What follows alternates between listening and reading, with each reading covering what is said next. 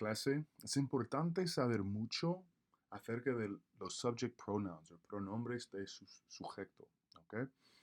For this video, you'll need this guide, which you should have with you, something to write with, whether that would be a pen or a pencil, maybe even a highlighter as well. In addition to that, if you feel comfortable taking notes on this sheet, you can feel free to do so. You might be someone who likes to keep their notes in a notebook or on loose leaf in your binder. That is also a suggestion.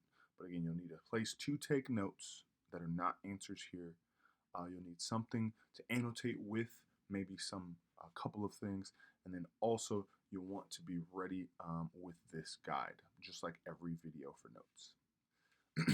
So let's begin. The subject of a sentence is a person or thing doing something or being described. It can be a noun, all right, person, place, or thing, or a pronoun, which would be I, you, he, she, it, we, or they. These are English examples. Part A here walks us through the concept in English. That'll be every time when we see Part A. If we need that concept review, then you should for sure do Part A. This is the only optional portion. Before we jump into that concept review, let's go ahead and go over la idea central. La idea central es eso. Subjects have a number, gender, and person. Today we'll focus on the gender and the person. Number 2, subject pronouns can replace nouns that match in the following aspects: number, gender, and person. When we say number, we're thinking singular or plural. One thing is singular, more than one is plural. Gender is masculine or feminine. Yes, all nouns, even not living things, right, have a gender in Spanish. So we can tell by the endings that we see here the gender of most of those nouns. They follow that pattern. And then finally, person. Person is the perspective of the speaker and the person that they're talking to. So if I'm saying I or we, I'm talking about me, that's first person. If I'm speaking to you about you, that's you all or you, that's second person. And finally, speaking about someone or something, that's he, she, or they, that would be third person. Knowing all those and having those in mind, it's a great way to start your Spanish experience for this class. Let's push into part A and do a couple bits of practice. Circle the subject pronoun in each sentence. They've already circled I walk to school. I is the pronoun. It replaces whoever is walking to school because they're talking about themselves. In número dos, dice you buy lunch because you replaces the person doing the noun. Again, subject pronouns replace the nouns, they match. Since that person is you, they're talking to you about you, that is second person. Finally, he dances well. He is doing the action, but we haven't used the name, so we've used he instead. In Spanish, it's very similar. We come down here. In Spanish, the subject of a sentence can also be a noun or a pronoun, as we saw before. Teresa camina a la escuela. Teresa or Teresa is a noun, and that noun can be replaced by other pronouns. Right now, I'm going to give you 1 second. I'm not going to pause and do anything outside of the pronunciation, but realize that these qualities of number, gender, and person are seen in these subject pronouns. Let's go over them really quickly so that we can push into some of this that we see here that's starred and specific, as well as what we have below for practice. Yo, repiten conmigo. Yo, tú, él, ella, usted. Yo would be I, tú would be you, obviamente, y él would be he, all right? And actually in this case, I've actually made an error. It's important to make sure that L has an accent on it. Right? Make sure you add that accent on él. Without an accent, it actually means the. We have ella y entonces usted. These are our singular subject pronouns. Next, over here on this side, we have nosotros, which is also first person. Remember, I or we is what nosotros means. Same with nosotras, just for a group of girls. Entonces tenemos vosotros y vosotras. This is second person. Some of us might not be familiar with this. We'll go deeper into this in just a moment. It's saying you all. Finalmente, tercer persona, third person, we have ellos, ellas, y ustedes. Ellos is they for a mixed group or a masculine group. Ellas is they for a female-only group. Ustedes is you all, but that is usually seen in a formal context when you are in España. We'll go over that in just a second. That's why usted and ustedes have this star. Even though they mean you or you all, usted means you and ustedes means you all, we have them in that third person section because they actually show respect in a way that they get a different change to the other words in their context. We'll go over that deeper, but again, all you need to know is usted and ustedes are third person at this point. As we go over here into the Spanish, there are two things I want to draw your attention to, and then we'll do some examples below. First star, the subject pronoun tú or tú is generally used to speak to friends and family members. Usted is generally, not always, used to speak to adults and people in authority. Es muy importante saber que la formalidad entre tú y usted es una diferencia muy importante para su español. Okay? So for your Spanish, make sure you're focusing on using tú when it's family members or friends, and usted when it's people who are in authority like teachers, government officials, your boss. Those people will receive that usted treatment. Anytime you're attempting to show respect, you want to use usted. Finally, other start point, it says in Spain, in España. So we maybe aren't familiar with this vosotros because a lot of us may not have backgrounds using these pronouns or hearing these pronouns from people who use them from a Spanish context. But let's read this together. Vosotros is the plural of tú. That is why it's here in the second person in the plural section. Ustedes is the plural of usted. Therefore, it means you all. But in Spain, it is used formally.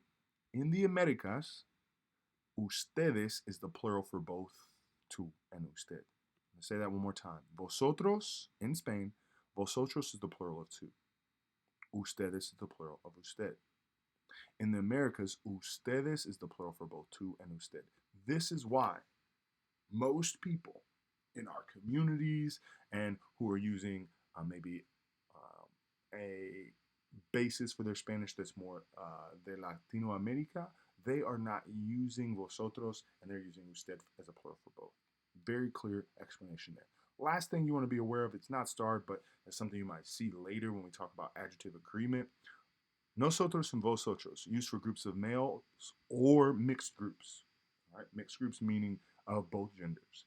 Female or feminine forms like nosotras and vosotras, as well as ellas, will be just for feminine groups. Groups where females are the only ones represented. Let's go into some practice. Now I know that's a lot. Let's dive into some of these together. It says for part B, again, part B, C, and D are all a part of your notes. So getting those finished beyond the examples I give is essential. It says circle the pronoun in each sentence. If the subject pronoun is implied, write it on the line to the right of the sentence. So again, if it's there, circle it. If it's not there, decide what should be there and write it on the line. It says soy de Texas. Soy de is talking about someone's origin. Soy means I am. De means from. Texas is Texas. So we know I am would align with yo because yo is first person, which means I, and we know that it's first person because first person is about me. That's I and we. If you need to go back and check that out, review your notes and make sure you've taken very, very solid salient notes on this topic. Next, próximo. ¿Dónde está usted? ¿Dónde está usted? Where are you? Okay. So since this one is already embedded, we can just simply circle it. Usted. This last one here, it says, ella canta contigo. So, una pregunta. We do see one of our pronouns. Give you a second. Look at this chart here. Look at these here. What is the pronoun or person doing the action? I hope that you saw and you got that it was ella. So no need to write those on the line, but as you go forward, there'll be some that need to go on the lines here. If you run into any that are hard for you to find, go ahead and put a star by them and we'll go over them together. There are a few hints that we will talk through and that you will learn about how words end that let you know what the subject is. For part C here, it says write complete sentences by combining a subject pronoun from the first box with a verb in the second box. First box here, pronouns, verb, second box. Remember, you do not always have to write the subject pronoun in Spanish. I'm going to do one or two of these examples after we review this one here. Now, this is a pretty high level skill. Estamos en el segundo nivel, los intermedios. So I know that we're at intermediate Spanish, and some of us are maybe shaking a little bit when we read into this. But follow these directions. This support should allow you to use this chart. First person, second person, third person, singular side, along with this first person, second person, third person, singular side. The same is true on the plural side. Use those subjects with these endings. I'm going to show you how. Yo bailo con mis amigos. Take a second, think about what that means. I hope you got to the point where you were able to see in your mind, yo, I, bailo, I dance, con, with, mis amigos, friends. I dance with my friends. What they've done here is they pulled out a pronoun, yo, put it in parentheses because it's not required. The second and very most important thing they did is follow these steps. When you grab an AR verb, it says use the AR verb in the chart use the AR verb chart in class or copy this down. There's one in the front of the class and I believe one on the side, but this one copied into your notes would be a great jump forward for your Spanish right now as well as in the future. What you want to do is write the verb, take off, however, the AR ending. So all of these that you do, none of them will end with AR. So it shouldn't say yo hablo or it shouldn't say yo hablar, it should say yo habl and then choose one of these endings. So again, first step is to choose a verb. Second step is remove the AR ending. After that, add the appropriate ending based on the number and person. So we used hablo because that's first person singular. It's in the first box on this side, the singular side. If we go up here, we can see yo, first box on the singular side. That's how we choose which ending we use. Again, remove the AR, add the appropriate ending based on number and gender. Is it singular or plural? And is it first, second, or third person? Let's do one example together, and then we'll let you read the directions for part D and move forward. I know that this has been a lot, and I know you feel like you might be drinking from a fire hose a bit here, but it's super important to push into using the Spanish as early as possible.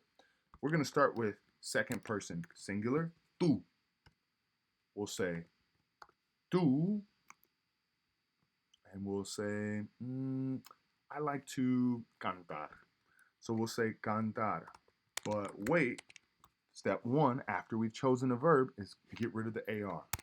So I took off the AR, so it's tu cant, all right, but that's not a word in Spanish. So we need the ending from this chart that goes with tu.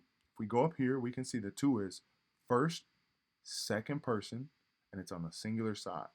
So if we come back here, we have o, as. So cantar will become cantas. After which we would go ahead and create a sentence. I'll say muy bien. Okay? Muy bien. Bien? So es importante que ustedes crean unas frases también. Create your own sentences below there. Choose a subject, choose a verb, follow these steps. Remove the AR ending, add the appropriate ending based on number and person. Use the pronouns here and the verbs there. Finalmente, part D. Think of specific situations in which it would be useful to use the subject pronoun in Spanish. Write them below.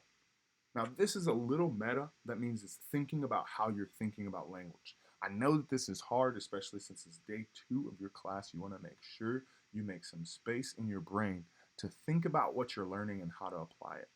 Do your best on these sections for part D. These are most often written in English, and they're explanations.